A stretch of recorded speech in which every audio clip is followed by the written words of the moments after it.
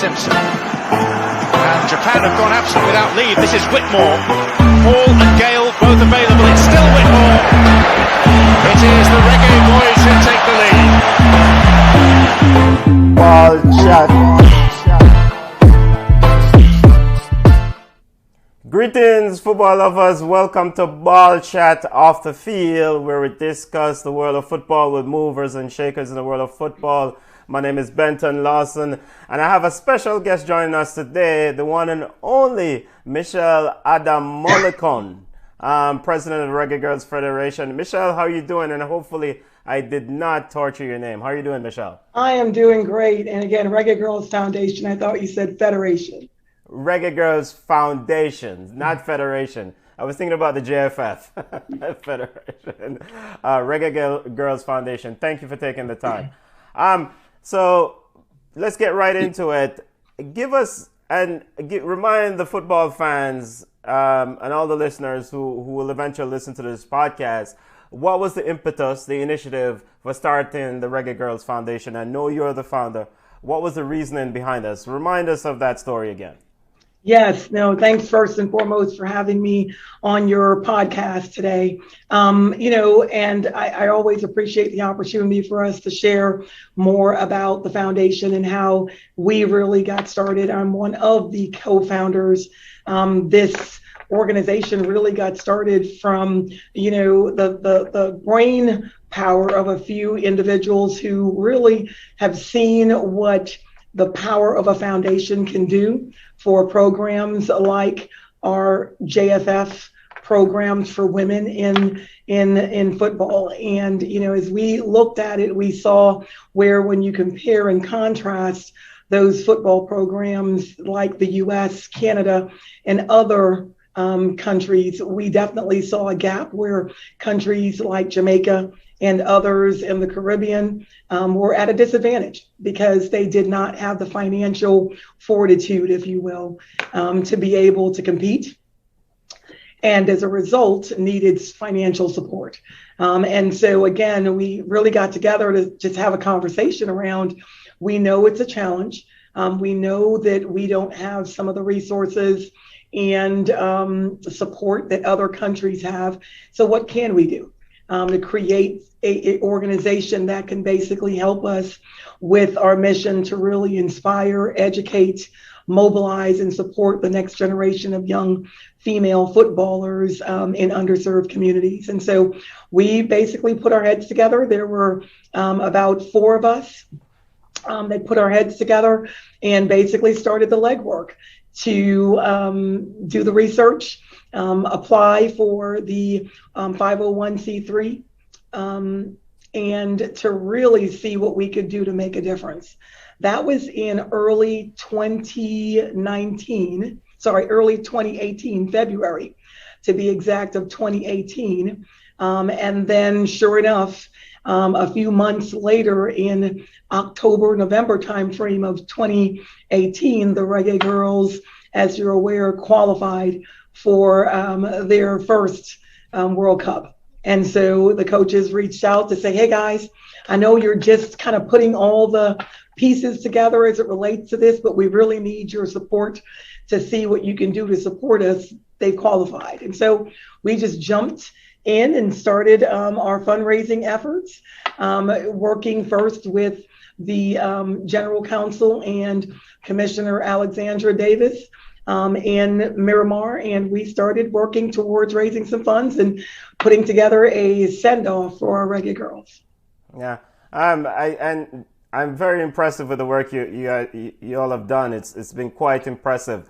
But I am very familiar with non-profit work, 501c work, but I've never seen it in this sense before, being used as some sort of fund to help, support, football, mobilize, educate, and develop young footballers.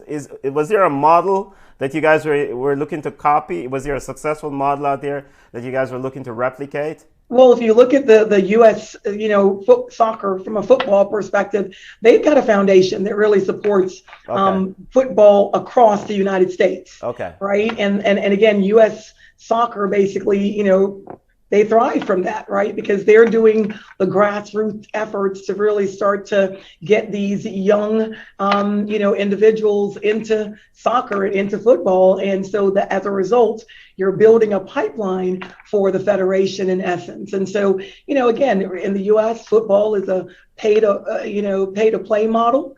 And unfortunately, again, when we think about some of our underserved communities, not just in Jamaica, but there are lots of underserved communities, with Jamaican diasporans where those individuals might not be able to spend those discretionary dollars on, sports, if you will. And so again, it's a model that I looked at since both of my kids were involved in the U.S. in football. I looked at that model. I know when my daughter went to national camps, everything was funded, and she was going every other month. So realistically, that really was the model from where I sat around what we could do to support and bridge some of those gaps for those individuals in those underserved communities. Yes, impressive. And the magnitude of what your foundation have undertaken here, helping, we know the Reggae Girlz and the Jamaican Football Federation discontinued the program in 2014 thereabout. So the foundation stepped into a space was desperately needed. And we're not going to get into the JFF Federation and its interaction with the players, but it's well documented how difficult it is for players to work with the federation. With that being said, how did you, project to get success, knowing that you're going to have to work with the JFF, which can be a bit contentious at best sometimes? Well, first and foremost, I want to touch on the program that was halted in 2014. The foundation was not in existence when that occurred, and Sadella Marley really rallied and supported the program to bring it back to life. So I want to make sure I definitely express our gratitude for Sadella in all she's done as the ambassador for the program, to basically bring it back to life and to get those young ladies to the point where they were able to compete prior to qualifying to basically achieve that historic landmark of being the first, Caribbean country to ever qualify and compete in a World Cup. So definitely wanted to share that perspective. As it relates to the foundation, when we did our benchmark, and I spoke to several individuals around, help me to understand, have you all considered a foundation? They said, there were some individuals that actually tried to do that, but it was really difficult for them to really get it off the ground. And we recognize, in business, that's the hardest piece of it, right? Everyone can aspire for a goal, but you've got to have the fortitude. You've got to have the resilience. You've got to have the professional maturity to be able to navigate through the rough waters. When you think about the board and the officers that really came together to form this, we've got a general counsel, a lawyer, who basically negotiates billion-dollar contracts on a regular basis. To negotiate billion-dollar contracts, you've got to interact with not just the folks you like to interact with, but you've got to interact with everyone from all different walks of life. We've got a CPA and a entrepreneur that basically, again, similarly has his own business and really has to navigate and work with individuals from all walks of life. And it's not easy. Myself, I'm an executive in a $4 billion healthcare system.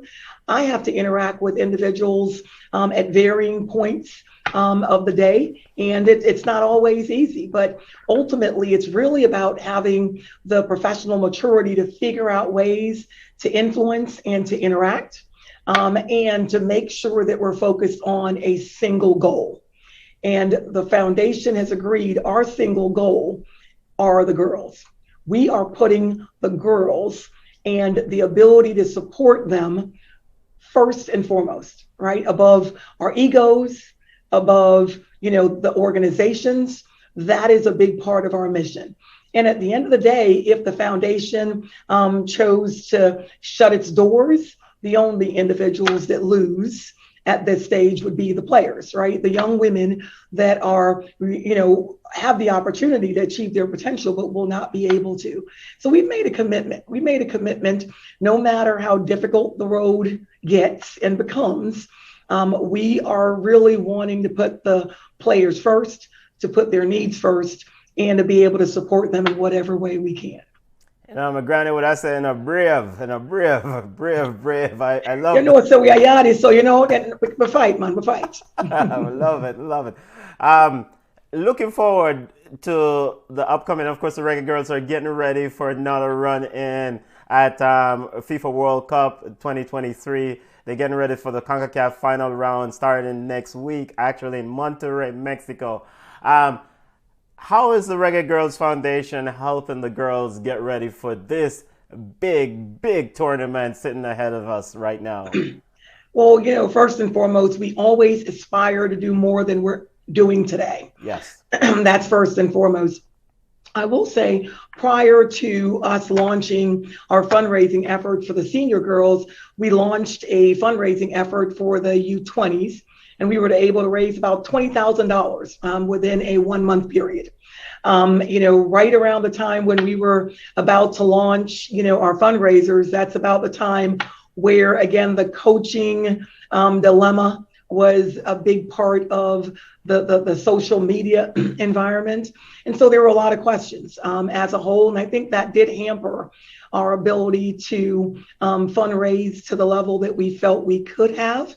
Notwithstanding, we had lots of supporters across the globe that basically rose to the challenge and really, accepted the call for action. And so we were able to support the Reggae Girlz, Fidela Marley, the Bob Marley Foundation, and Football is Freedom.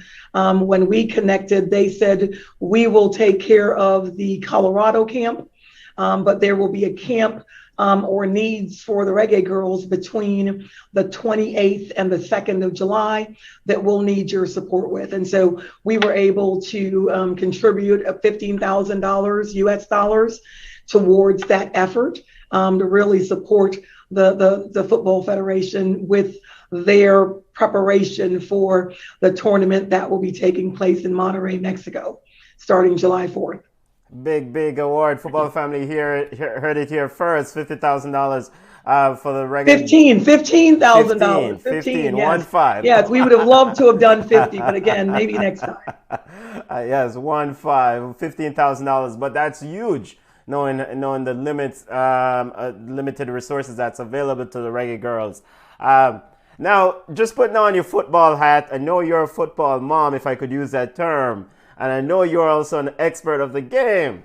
Looking forward to this World Cup qualifiers. I mean, how do you project? I know you're biased towards the Reggae Girlz, but how do you project this one shaking out coming up next week, starting next week with USA, Haiti, and Big Bad Mexico? Oh, man. Again, when I saw the draw, I got to tell you, I was just thinking, man, we got into the hardest group, right? But yes, we did. There's nothing in life that doesn't come with challenges. I am confident that these young ladies, irrespective of what challenge is put in front of them, when they step on that field, they are going to give 100%. None of these players are going out there to go, I'll take third or fourth. They're going there to really compete. And compete for a place to go to the World Cup. So, again, I never question, the opportunities that these young ladies get, that they will rise to the challenge. Again, we simply continue to strive to try to break down some of the barriers and gaps that basically create some of those distractions for them to be able to be 100% on that field come game day. So again, I think no matter what happens through this tournament, but I'm rooting for them to do their best 100%. No matter what happens, I'm going to be proud of those Reggae Girlz, because again, it's really about taking on those opportunities and really being able to represent their country, represent themselves, and represent their families and that flag when they get on that field. And they always do that with grace and professionalism. So I'm always excited whenever I see them on the field. Yes, yes, really, really. Speaking, just pivot a few minutes here to grassroots support. A key part of success at the senior level is connected to grassroots sport, performance. Your children, I think you have 2 children that plays football, right? They went through the grassroots system here, the pipeline system here. Is the Reggae Girlz Foundation looking to maybe support like a league or grassroots programs in Jamaica, that is? So again, when we started, we had a 4-point strategy for the foundation. The first one is really, first and foremost, build awareness around the women's program in Jamaica. There are a lot of diasporans that didn't even know that Jamaica had a women's football team. Yes. And so, Sadly. again, our social media presence was a big part of our strategy getting off the ground. The second strategy was really around, supporting the Women's Premier League, right? Not every young player is going to get the opportunity to play overseas in a university or a college. And so we want to make sure that if those young ladies choose to stay home, and stay in Jamaica and really take it to the next level with their football, we can support the Women's Premier League. So we typically donate funds to the Women's Premier League to really make sure that we can support that and keep that moving and going. Our third strategy was really around a very long-term strategy. And the model that we're looking at is the IMG model in the US.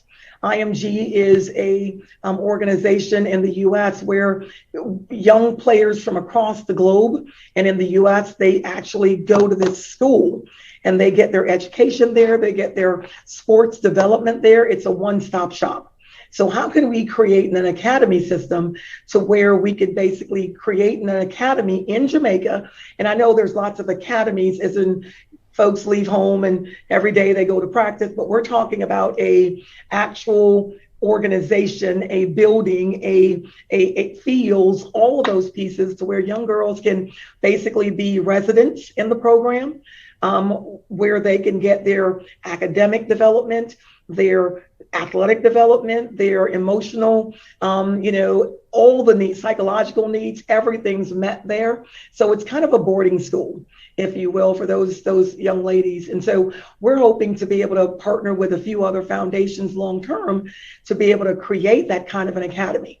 We want it to be world class. So what that means is it wouldn't be just for Jamaican players, if you will, to go into that academy, but it would be a global opportunity for individuals to send their players, pay a fee, right, to be a part of this academy. And then we would offer maybe 20 scholarships a year, right, to where those local players could be there for free, while everyone else is basically subsidizing it based on the operating model. And so the goal there is to create that academy long term.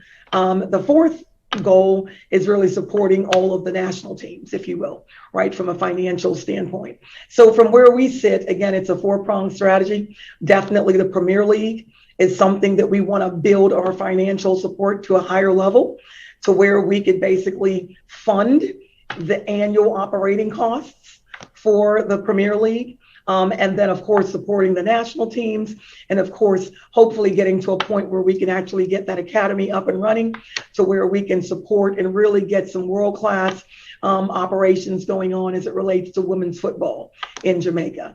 And then, of course, we've got our scholarship programs that we do annually. So again, that's our vision. It's a big vision. And I'm a firm believer that a vision without resources is a hallucination. Me no hallucinate. So we're really trying to make sure that we can get some individuals that really can not only just see the vision, but be a part of it, and be able to be proactive in helping us to get to that next level. And so I think, since really starting in 2018, we've come a long way. And each year we continue to build on our programs and initiatives. We're looking to build our grant writing arm. So we're putting a word out for any individuals that would be willing to give their and share their talents around grant writing with the foundation. Because again, all of our team members are volunteers. And so we're looking for support where possible. Okay, so you hear it here, family. If you have a grant writer forward, just submit the resume to and you're volunteering to support the initiative. We had I know we're pushing up against the clock, and just a few more questions before we go.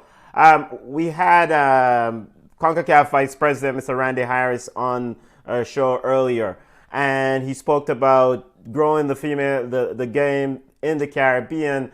And he spoke about initiative for both CONCACAF and CFU, Caribbean Football Union.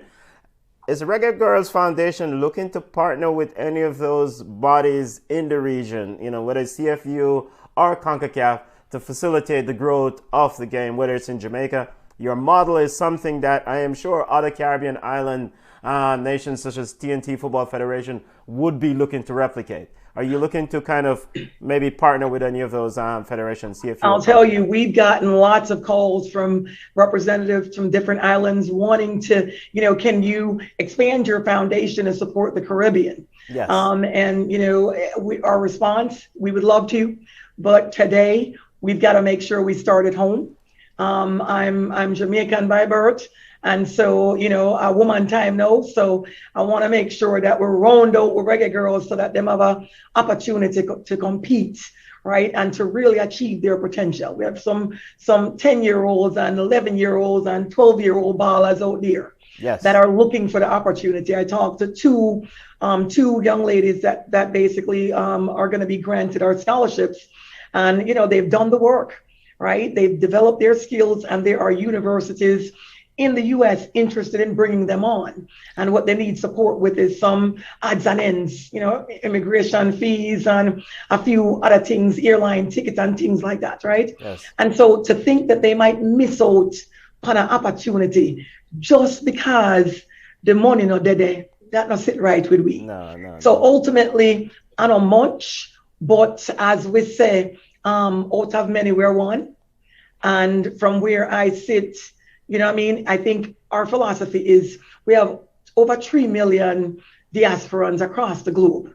If everybody get $1 yes. once a year, we could meet this need, right? Yes. We recognize that. Yeah. I would say from the foundation's perspective, we do not get involved in coaching decisions. We do not get involved in player positions. And decisions. We are really focused on the fundraising aspects to support these programs, right? And so, we are a 501c3. That means everything we do is by the books. Our financials are on our website, and we are listed so that everyone can research us and find out more about us. Yeah. We've made sure that the folks that are sitting on our board, they basically have a lot to lose, right? We can't afford to basically make mistakes, if you will. We really want to make sure that things occur by the books. And so, again, we're looking for support with our fundraising efforts. But we also want to make sure that everything we do is in alignment with our mission, right? And it's really putting the girls first, as I said earlier, and making sure that we are finding ways, as we say in Jamaica, every mickle make a muckle. And so we're going to do everything we can to basically support in whatever way we can. We are not interested in being at the forefront. We're comfortable being behind the scenes. Once we know the needs, we work to fill those needs. So we just appreciate the opportunity to give back, if I can be so candid, to give back. My kids, they were born in the U.S., and I would consider them privileged, right? They had the opportunities that I didn't have growing up. And so that comes with big responsibilities. And so we're always looking for ways to give back, to make sure that, as we have been received support, that we're bringing others along. And so that's really our mission, is to bring more young girls from the islands along so that they can truly achieve their full potential. Excellent. How the family can help, the diaspora can support. How can we, like you say, whether it's $1, $2, how can we support the initiative, support the Reggae Girlz Foundation? I think you all are doing a magnificent job Finally, somebody with sense come decide to deal with this football thing because the JFF judge. But how can the larger diaspora help the Reggae Girlz Foundation, and how do we connect if we want to volunteer or we want to donate? What's the source? Well, I would say first and foremost, don't get distracted, right? I think in life, life throws us a lot of curveballs. There are no perfect organizations, but there are people that basically can rally behind any mission like this to support our young people so that they can achieve their full potential. So I think what we need is unwavering, unconditional support of our Reggae Girlz, if I can be so candid. When they go on that field, we're Jamaican, so we have an opinion whether we have a command of the subject or not. So when you watch the game, you get mad with a man. Why should I dish the ball and all of that? We're looking for unconditional support. They're doing the best they can, right, when they're on that pitch. And anyone can basically, joystick or be a Sunday afternoon kind of a reviewer of the game. I think it's going to be important that we are 100% committed to these young ladies. It can't be an on and off thing, right? Okay. We shut the program down in 2014. Can't afford to do that again. The foundation will work diligently to make sure that does not happen. We want this foundation to be around for the next 100+ years. Okay. And we're hoping and we're looking for leaders that can really come to the table, not get distracted by what the devil sends our way, but remain focused and vigilant. Yes, there are challenges. Yes, there's going to be conflict, but we refuse to be a part of that conflict. The only thing we see are young Jamaican potential footballers that are looking for the opportunity to basically achieve their full potential. They might not make it to the pro ranks. But they can get a college degree, which changes the economical landscape, not just for them, but for their families in Jamaica. So how can we rally around these young individuals unconditionally, even if it's $1? We ask that you go to the Reggae Girlz Foundation website or to our social media platforms, or email us at info@reggaegirlsfoundation.com. Regardless, what I would say is, again, we're in this together. Out of many, we're one. And so again, when they win, we win. When they lose, we lose, right? We're in this together. I'm asking the diasporans to be on the court, right? What I mean by being on the court, it's this, or being on the pitch. When you're in the game and on the court in a sport, right? You know what it sounds like. You're proactive. You're a part of the activity. Versus when you're in the stands, there's no accountability. You're pointing the fingers. What about this? Move the ball, man, right? But so I'm asking everyone to be on the court with us, be on the field with us, right? There's always going to be problems. But if we don't support, then there will be no support, and it ends. So we just try not to get distracted.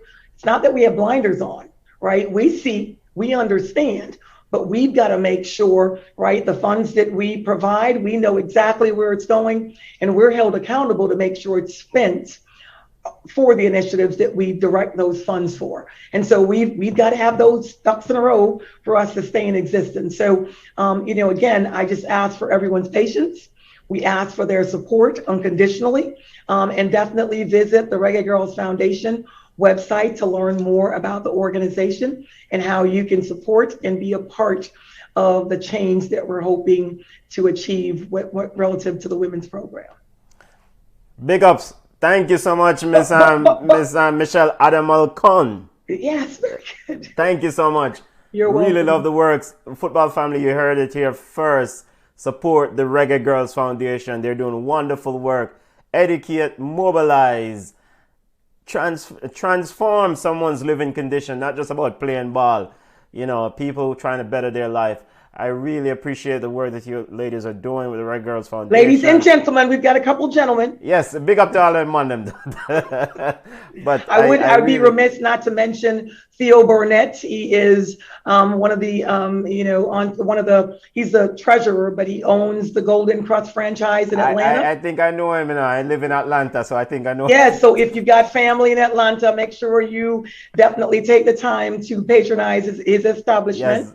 And Lisa Quarry is our parliamentarian. We just brought on a vice president.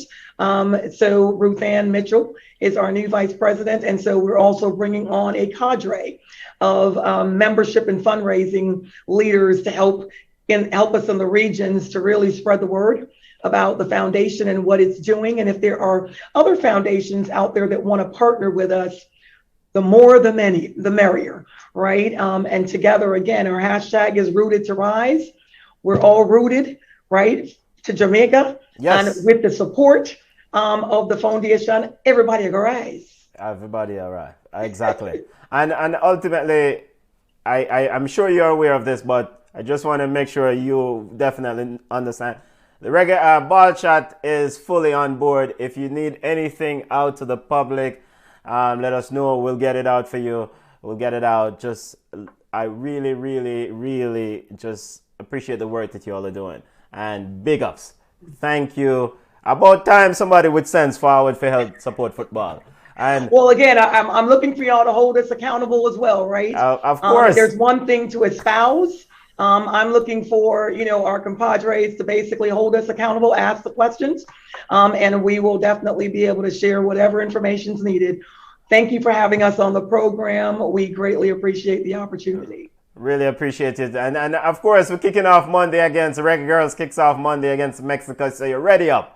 Big up to the Reggae Girlz Foundation President, Ms. Michelle Adamolekun, for joining us.